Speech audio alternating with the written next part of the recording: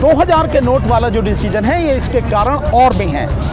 एक कारण इसका बड़ा ये है कि अक्टूबर के बाद नवंबर दिसंबर में 4 राज्यों में चुनाव होने हैं, जिसमें राजस्थान है, मध्य प्रदेश है, छत्तीसगढ़ है, तेलंगाना है। उन चुनावों को ध्यान में रखते हुए ये डिसीजन लिया गया है।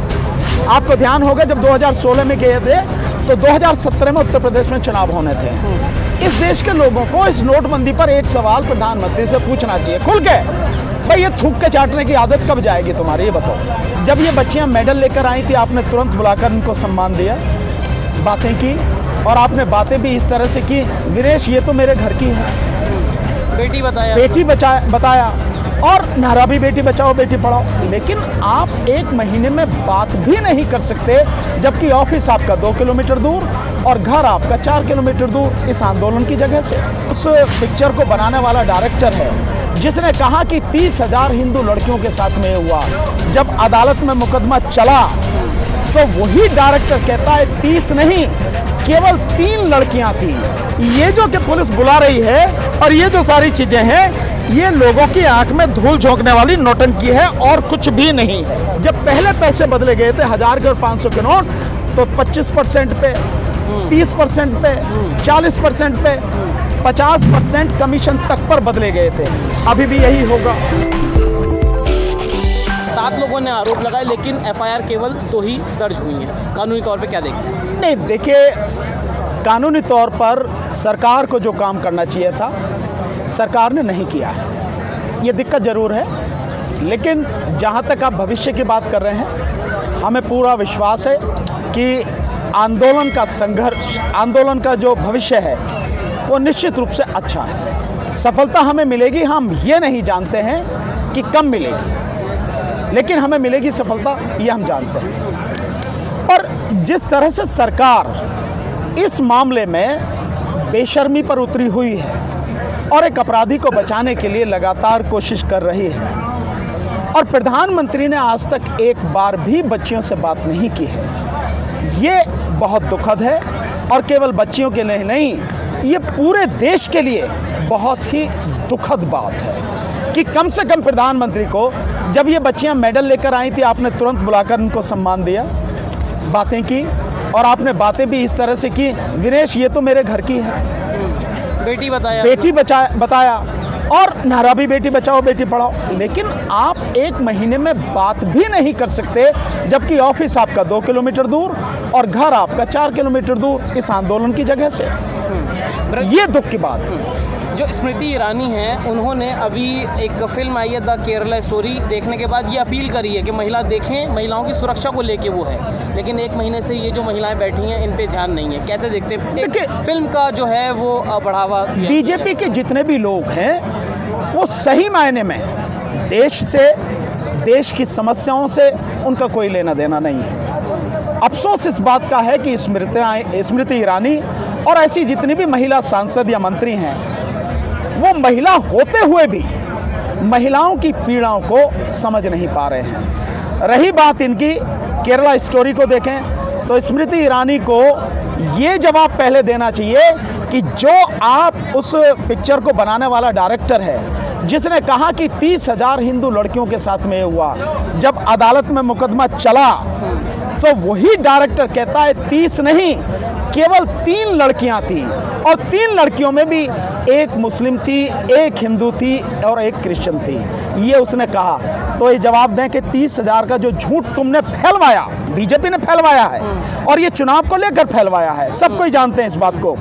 तो पहले तो तुम्हारी जो नैतिकता मर चुकी है उसे कहीं से जगाओ और इस झूठ से बाहर आओ और देश के सामने सच बोलने की हिम्मत करो और सच करने की हिम्मत करो, तब बात करें तो अच्छा। यहाँ से कुल 50 कदम दूर पे जो है ब्रजभूषण सिंह का घर है, लेकिन अभी तक जो है तमाम चीज़ें देखी जा रही हैं कि भयाना जो हैं एक एक्टिविस्ट हैं वो घर के बाहर गई थी, डिटेन के लिए था।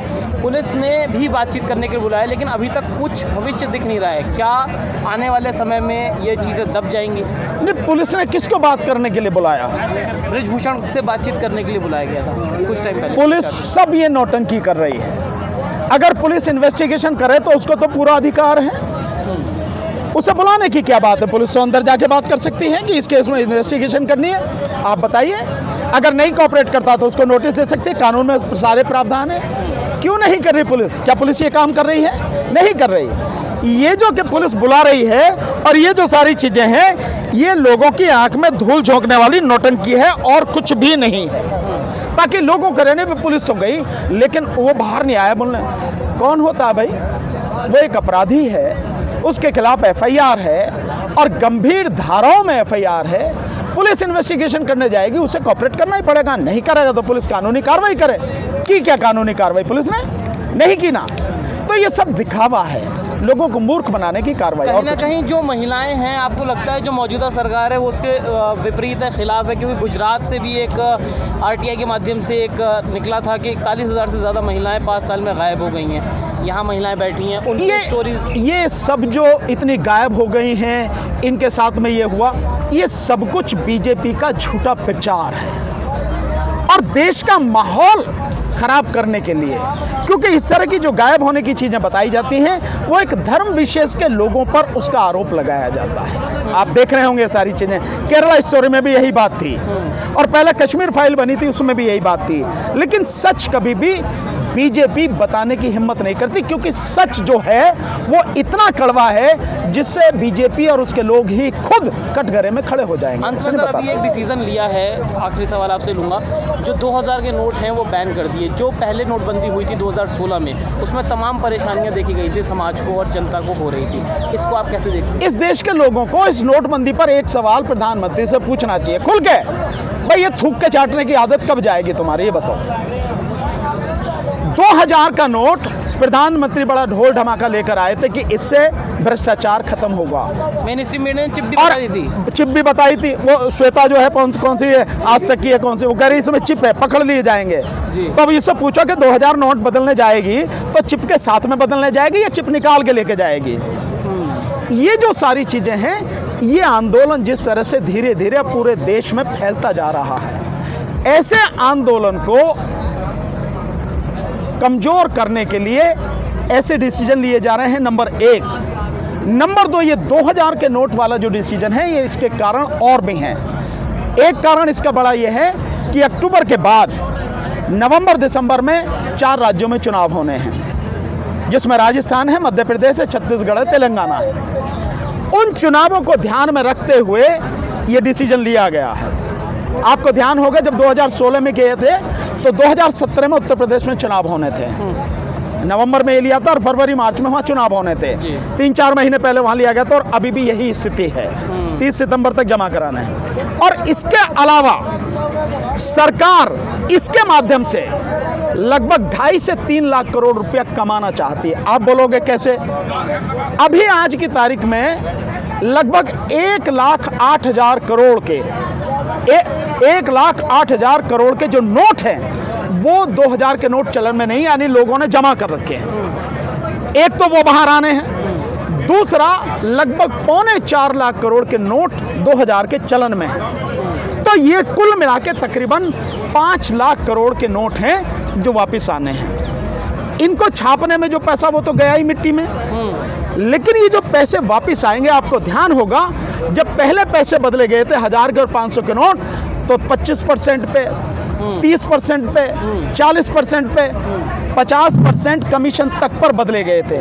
अभी भी यही होगा, क्योंकि आम आदमी के पास तो है नहीं ये नोट, गरीब आदमी के पास तो है नहीं ये नोट। ये तो जिनके पास होंगे, स्वाभाविक ही इतना पैसा होगा तो वो कमीशन पे ही बदला जाएगा।